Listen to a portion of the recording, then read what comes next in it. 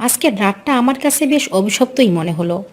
এই বাড়ির আদৌ কোনো ঘটনা আমার জানা নেই, তবুও নিজ জ্ঞান থেকে বলতে পারি এই বাড়িটি কোনো সাধারণ বাড়ি নয়। আজকের রাতের মতোই এটা একটা অভিশপ্ত বাড়ি। অশরীরীদের বসত হয়তো এই বাড়িতেই আছে।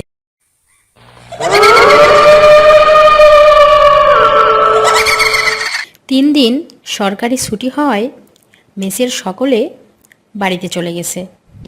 পরীক্ষার কারণে শুধু আমি একলাই রয়ে গেছি বহুকালের পুরাতন এই বাড়িটিতে।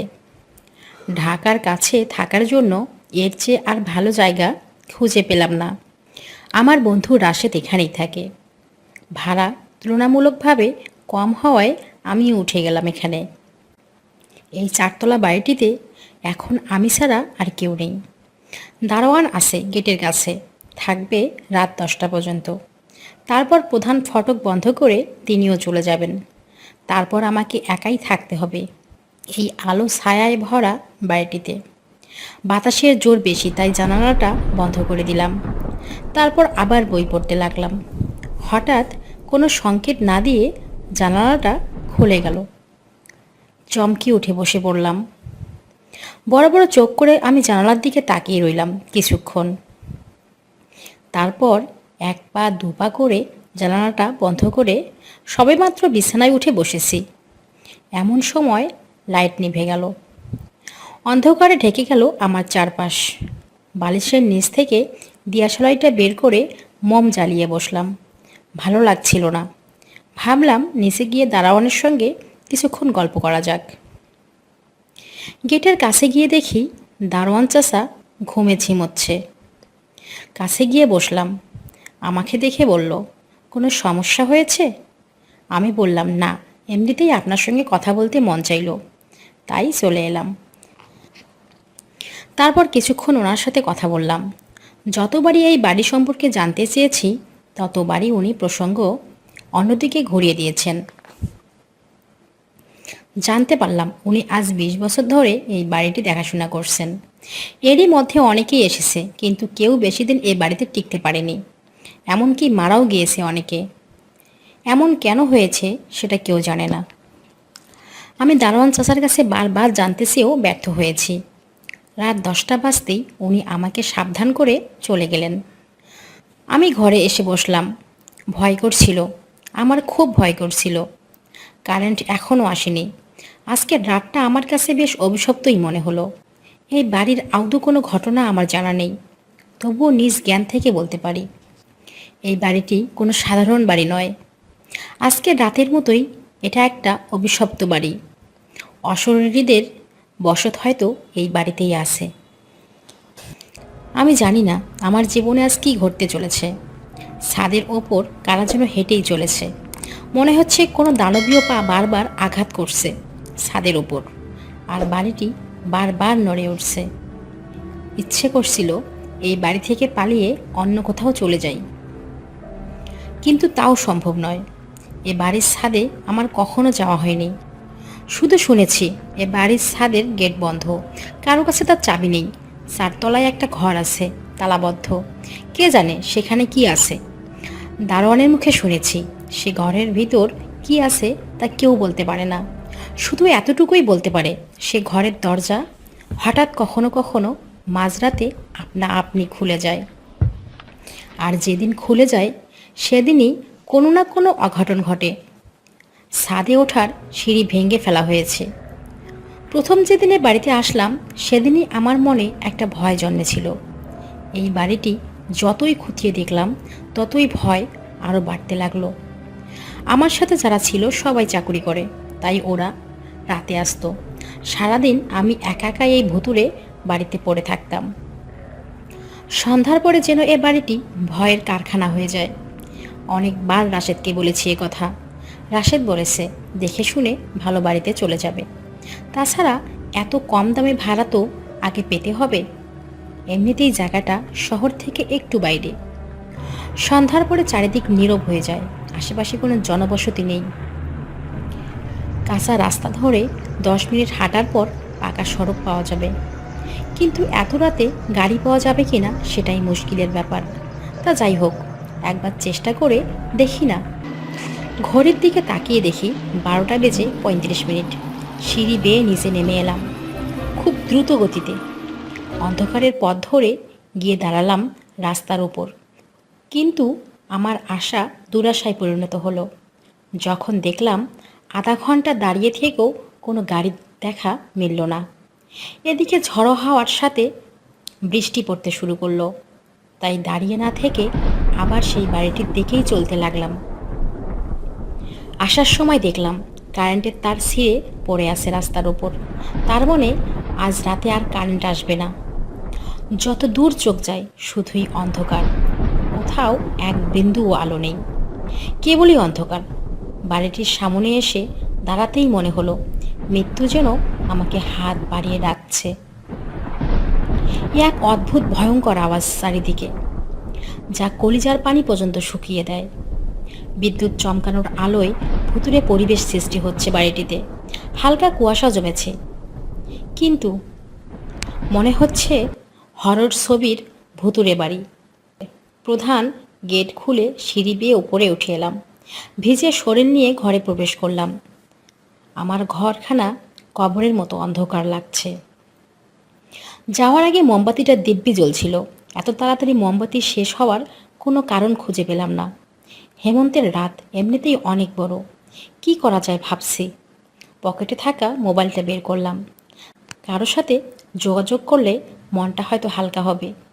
ফোন করলাম রাশেদকে, ওর মোবাইলটা বন্ধ। ফোন করলাম আমার এক শিক্ষকের কাছে, তিনি ঢাকাতেই থাকেন। এখানে একবার এসেছিল, সেদিনই আমাকে বলেছিল আমি যেন এই বাড়িটা ছেড়ে দেই। স্যারের কথা মতো যদি বাড়িটা ছেড়ে দিতাম তাহলে আজ আমাকে এই দিনটা দেখতে হতো না। সামনের মাসের 1 তারিখে নতুন বাসায় উঠব। আজ বুঝতে পারছি স্যার কেন আমায় সেদিন বাড়িটা ছাড়তে বলেছিল। হঠাৎ দরজা খোলার শব্দ পেলাম, আমার কলিজাটা কেঁপে উঠল। তবে 4 তলার সেই ঘরের কথা মনে পড়তেই আমার বুকটা ধুকধুক করে কাঁপছে।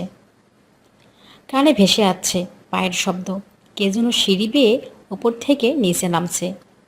আমার ভয় আরও বেড়ে গেল। এদিকে ঝড়ের তাণ্ডব বেড়েই চলেছে। অনেক কষ্টে স্যারকে ফোনে পাওয়া গেল। স্যারকে বললাম, স্যার আমি খুব সমস্যায় পড়েছি। আমি জানি না আজ রাতে আমার জীবনে কি ঘটতে যাচ্ছে। লাইনটা কেটে গেল। আবার কল করতে গেলাম, ব্যালেন্স নেই। স্যার ফোন করলেন। রিসিভ করে সব ঘটনা খুলে বললাম, কিন্তু নেটওয়ার্ক সমস্যার কারণে স্যার ঠিকমতো কিছুই বুঝলো না। লাইনটা আবার কেটে গেল। এবার নেটওয়ার্ক শূন্য। মোবাইল হাতে আমি বসে রইলাম বিছানার ওপর। মোমবাতি নেই, তাই মোবাইলের লাইট জ্বালিয়ে রেখেছি। তাতে সেটার ব্যাটারি খরচ হচ্ছে খুব দ্রুত। হয়তো ঘণ্টাখানেকের মধ্যে সেটাও বন্ধ হয়ে যাবে। ঝড় থামার কোনো নামগন্ধ নেই। আমার ঘরের জানালাটা একবার বন্ধ হচ্ছে আর একবার খুলছে। আমি সেটাকে বারবার বন্ধ করতে গিয়ে ব্যর্থ হয়েছি। চারিদিকে কেমন যেন এক ভয়ানক শব্দ হচ্ছিল। কোথাও কোনো আলো নেই, শুধু মাঝে মাঝে বিদ্যুৎ চমকানোর আলোতে কিছু দূর দেখা যাচ্ছে। সত্যি সত্যি যা ভেবেছিলাম, ঘণ্টাখানেকের মধ্যে মোবাইলটাও বন্ধ হয়ে গেল। আমি অন্ধকার কারাগারে বন্দী হয়ে গেলাম। হঠাৎ মনে হলো কে যেন চাপা সুরে কাঁদছে জানালার ওপাশে। আমি আস্তে আস্তে হেঁটে গেলাম, না কোথাও কেউ নেই। এমন সময় হৃদয়ে আতঙ্ক তুলে কে যেন আমার দরজায় নক করলো। আমি তখন ভয়ে রীতিমতো কাঁপছি। আমার গলা দিয়ে কোনো স্বর বেরোচ্ছে না। আমি দাঁড়িয়ে আছি ঘরের এক কোণে। একটা ইঁদুর আমার পাশ দিয়ে দৌড়ে গেল। আমি চিৎকার দিয়ে উঠলাম। দরজার ওপাশের আওয়াজটা থেমে গেল। খুব বড় বড় ইঁদুর ঘরের মধ্যে ছোটাছুটি করছে, যা আগে কখনো দেখতে পাইনি। আমার পায়ের পিছনে ভিজে ভিজে অনুভব করলাম। মোবাইলটা আবার চালু করলাম। ব্যাটারি লো সিগন্যাল দিয়ে সেটা আলো জ্বালালো। সেই আলোতে স্পষ্ট দেখলাম একটা ইঁদুর বড় এক টুকরো মাংস এনে আমার পায়ের কাছে বসে বসে খাচ্ছে, আর তার রক্ত আমার পায়ে এবং প্যান্টে লেগে ভিজে ভাব তৈরি করেছে। এমন দৃশ্য আমি কোনো দিন দেখিনি, কোনো বইতেও পড়িনি কখনো। ভয় আমাকে আবার গ্রাস করলো। মোবাইলের আলো নিভে গেছে, সেই সাথে বাইরের ঝড়ও থেমে গেছে। চারিদিকে এক অদ্ভুত নীরবতা। শুধু মাঝে মাঝে নুপুরের সুর আর ছোটাছুটির শব্দ পাওয়া যাচ্ছিল। কারা যেন ফিসফিস করে কথা বলছে। আমার চোখের সামনে যেন হাজারো প্রেতাত্মা দাঁড়িয়ে আছে। ভয়ঙ্কর তাদের চোখ, দাঁত, নখ, চুল। চোখ বুঝলেই আমি সেই দৃশ্য দেখতে পাচ্ছি। ফ্যানের সাথে ফাঁসিতে ঝুলন্ত তরুণী। বড় বড় চোখ জিহ্বা পেরিয়ে এসেছে মুখ থেকে। হাতে বড় বড় নখ, ঘরময় আগর বাতির গন্ধ যেন। মরা লাশ আমার সামনে শুয়ে আছে। মনে হচ্ছে চারিদিকে রক্তের নদী, তার মাঝে আমি সাঁতার কাটছি। আমার সামনে পিছনে শুধু মৃত্যু তাড়া করছে। আমি চোখ বুঝতেও পারছি না, আবার মেলতেও পারছি না। এটা কি প্রচণ্ড ভয়ের কারণে মানসিক সমস্যা বৃদ্ধি পেয়েছে, নাকি সত্যি সত্যি আমার সাথে এসব কিছু ঘটে চলেছে? কিন্তু আমার মন আমি দুর্বল করিনি। যতটুকু সম্ভব শক্ত রাখার চেষ্টা করেছি। আলো ছাড়া ঘড়ি দেখতে পারছিলাম না, তাই অনুমান করতে চাইলাম কটা বাজে। হতে পারে রাত 3টা কিংবা 3:30, এর বেশি নয়। এখনও সকাল হতে অনেক দেরি। কাল সকালেই আমি এই অভিশপ্ত বাড়ি ত্যাগ করব। আর নয়, এখানে থাকলে নিশ্চিত মৃত্যু, এতে কোনো সন্দেহ নেই। হঠাৎ কানে একটা শব্দ ভেসে এলো। ভালো করে সেদিকে কান পাতলাম। কে যেন সিঁড়ি বেয়ে নিচে নামছে, তারপর আস্তে আস্তে এদিকে হেঁটে আসছে। পায়ের শব্দটা নীরব শব্দকেও হার মানিয়েছে। আমার দরজার কাছে এসে আওয়াজটা থামলো এবং দরজা নক করলো। আমি এবার সাহস হারালাম না। অন্ধকারে দরজার দিকে হেঁটে যেতে লাগলাম। আমার শরীরের সাথে কিছু একটা ধাক্কা খেলো। হাত দিয়ে দেখি কার যেন পা ঝুলছে। মনে হচ্ছে ফ্যানের সাথে কোনো তরুণী ফাঁসিতে ঝুলছে। আবার হাত বাড়িয়ে দেখি কিছুই নেই। আমার সাথে সব কী ঘটছে আমি নিজেও জানি না।